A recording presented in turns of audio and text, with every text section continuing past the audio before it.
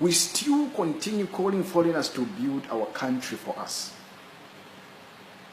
We still continue begging foreigners to give onto Zambian people scholarships. Just what happened in the summit meeting, which was held here in China, I think if not today, then yesterday. Mr. Lungu, what are you doing as a president? So many Zambian engineers, not only civil engineers who can build the country, but also electrical engineers and other departmental that has to do with engineering. But what opportunities are you giving them? You are calling outsiders to build our country for us, Africa. You are calling outsiders to build Africa for us. What opportunities are you giving your people?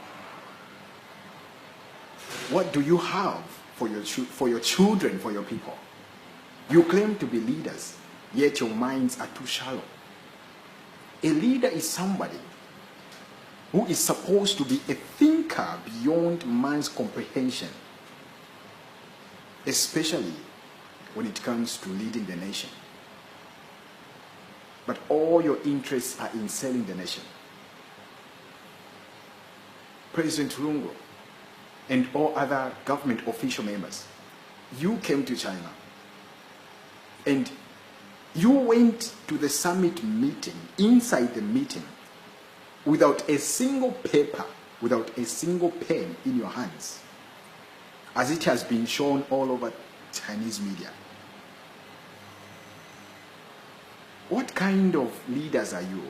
All your fellow Chinese leaders, they had papers in their hands, they had pens to write the national matters down.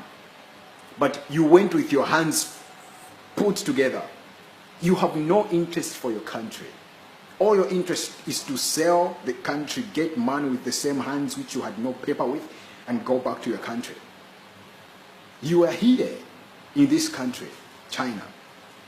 And after the meeting, I believe and I am certain that you went around this country to see the kind of infrastructure which is in this country. But still, when you go back, when you get back to Zambia, when you get back to Africa, what kind of mindset do you have? Zero, nothing. You call Chinese people to come there to build simple malls, 3-floored malls, 4th-floored malls, and you call it development. Can't a Zambian build a mall by himself? We don't need somebody to build Africa for us. We can build Africa by ourselves. Give opportunities to your people, not to foreigners. All we need is you calling the same Chinese people you are calling, or any other country, foreign country, to come and give unto Africa what we do not have. Not to give us, but to teach us how to get it, that which we do not have. Call them to teach us how to make cars, not them making cars and selling in our continent. Call them to teach us how to do things that we are not doing on the continent of Africa. What if they were to leave today and stop coming to Africa today? Who's going to proceed with the same things they started if you are not giving the chance, a simple chance of building malls to your own cities? You call them, they come there. I've got one Chinese friend who's doing civil engineering. He's an engineer, great engineer, comes to Africa. He earns money, a lot of money, in Chinese currency, about 200,000, which I believe in Zambian currency, it's over 2 billion. And you give, he's an engineer, just by building malls, by building whatever government official houses. He's an engineer. But onto your own people, you give about 5,000. You give less than 7,000. What kind of people are we? What kind of leader are you? Take note, Mr. President. If you have failed, please step down. Allow other people to proceed. For how long will we beg these people to give us scholarships to study in their country? Is our country not capable enough to make us be educated? Why can't you build something by your own hands and allow people to enjoy their labor. They build you roads. You fail to maintain the roads. You wait for them to be destroyed completely. Then you say, we need to reconstruct the roads. And you spend even more money. And you claim again to spend even more money, yet other money goes in your pocket. You never know how to maintain things. I have been here for the past 3 years in China. I have seen how these people, they nurture their country, how these people, they cherish their country. You don't know how we Africans will get humiliated in this country. There is no job for an African student.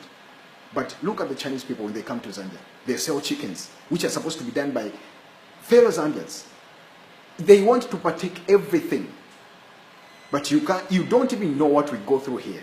Even the embassy, Zambian embassy, when we complain to them, they do nothing. And you call yourselves leaders. Please, if you know that you have failed, leave it for other people. Do not destroy our country. Do not destroy my country. Enough is enough. If you have failed, please step down. You are supposed to think. You know that your ministers are not engineers. You know that the MPs, they are not engineers. Why can't you come up with a group of engineers which you can make to be part of government? From every engineering department in the country, choose the best engineers whom the country knows to be from every department. Construction engineering, electrical engineering, whatever department.